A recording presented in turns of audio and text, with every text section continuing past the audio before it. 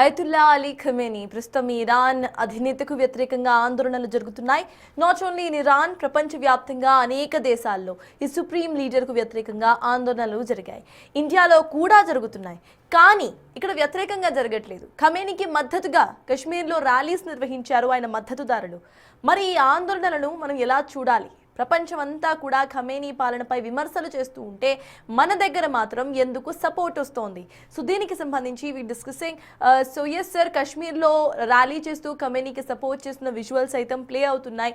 ప్రపంచం మొత్తం కూడా ఇటు ఖమేనీని అపోజ్ చేస్తూ ఉంటే మన దేశంలో కశ్మీర్లో ఇటు ఖమేనీని సపోర్ట్ చేయడం, ఖమేనీ చేస్తుంది కరెక్టే అనటాన్ని ఎలా చూడాలి సార్? అంటే వీళ్ళకి నాలెడ్జ్ లేదు అనుకోవాలా, అవగాహన లేక వీళ్ళు ఇలా చేస్తున్నారు అనుకోవాలా, లేకపోతే ఎలా? అవగాహన లేక కాదు, అవగాహన పొరపాటుగా ఉంది. అంటే ఇరాన్ పైన అమెరికా ఒత్తిళ్ళు, అమెరికా ఆంక్షలు, అమెరికా మిలిటరీ జోక్యాన్ని వ్యతిరేకిస్తూ ప్రదర్శన చేయడం ఒక ఎత్తు.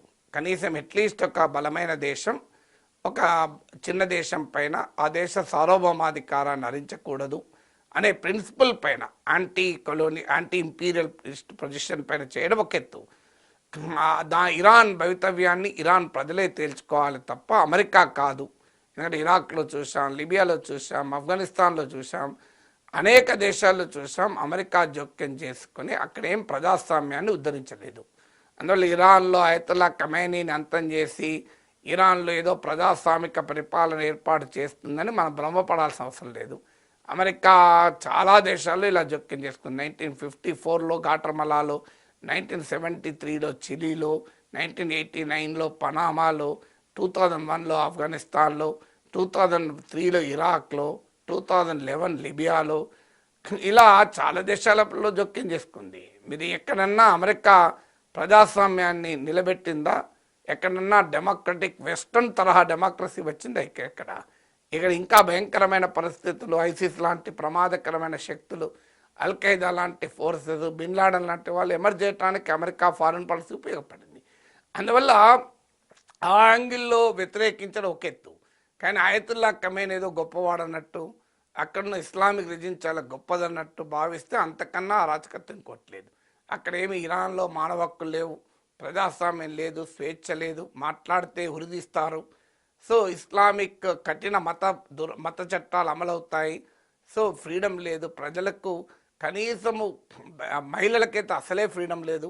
సో అందువల్ల ఈ అయతుల్లా ఖమేనీ పాలన ఆదర్శ పాలన కాదు. అందువల్ల ఇరాన్ ప్రజలు దాన్ని తేల్చుకోవాలనడం వేరు, ఆ పాలన ఏదో గొప్పదనుకుంటే వేరు.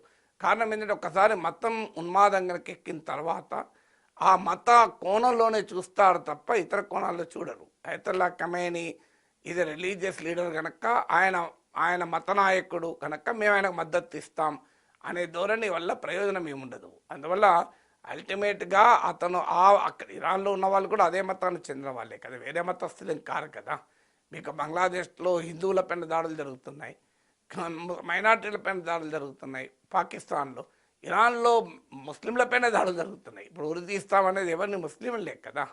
సో అందువల్ల ఇరాన్లో అయతుల్లా పాలనకు వ్యతిరేకంగా పోరాడుతున్నారు కూడా ముస్లింలే, వాళ్ళు ఎవరు వేరే మతస్థులు కారు. అందువల్ల మతం కోణంలో చూడాల్సిన అవసరమే లేదు. ఇది పౌర హక్కులు ప్రజాస్వామ్య కోణంలో చూస్తే అయతుల్లా ఖమేనీ ప్రభుత్వం ఇరాన్లో ఏదో గొప్ప పాలన అందిస్తోంది, అది ఇరాన్ ప్రజలకు మేలు చేస్తుంది అనుకుంటే పొరపాటు. అదే సమయంలో అమెరికా దాడి చేసేది ఇరాన్ ప్రజల్ని కాపాడటానికి కాదు, తన ప్రయోజనాల కొరకు, తన ఆయిల్ ఇండస్ట్రీ కొరకు, ఇజ్రాయిల్ను బలోపేతం చేసేందుకు, తమ ఆధిపత్యాన్ని ఈ ప్రాంతంలో పెంచుకోవడానికి అమెరికా చేస్తుంది. నిజంగానే ఇస్లామిక్ మతోన్మాదానికి అమెరికా వ్యతిరేకమైతే సౌదీ అరేబియా, యుఏఈ ఇవన్నీ మతరాజ్యాలే కదా, మరి వాళ్ళతో అమెరికాకు బ్రహ్మాండమైన దోస్తాను ఉంది కదా. పోనీ అదే జిహాదీ జనరల్ అయిన మీకు అసీం మునీర్ ట్రంప్కు అత్యంత సన్నిహితుడైన ఫ్రెండ్ కదా, మీకు మహమ్మద్ యూనస్ అమెరికాకు మిత్రుడే కదా. అందువల్ల నిజంగానే ఇరాన్ పైన ఏదో అమెరికా మతోన్మాదాన్ని వ్యతిరేకించి దాడి చేయడం లేదు, ఇరాన్ ప్రజలకు ఏదో ప్రజాస్వామ్యాన్ని, స్వేచ్ఛను, సంపదలు ఇవ్వటానికి దాడి చేయడం లేదు. ఇరాన్ తన ఆర్థికంగా ఎక్స్ప్లాయిట్ చేయడానికి దాడి చేస్తుంది. అందువల్ల దాన్ని ఖండించడం వేరు, ఇరాన్ పైన అమెరికా దూకుడిని ఖండించడం వేరు, ఖమేనీ పాలన సమర్థించడం వేరు, రెండు వేరువేరుగా చూడాలి.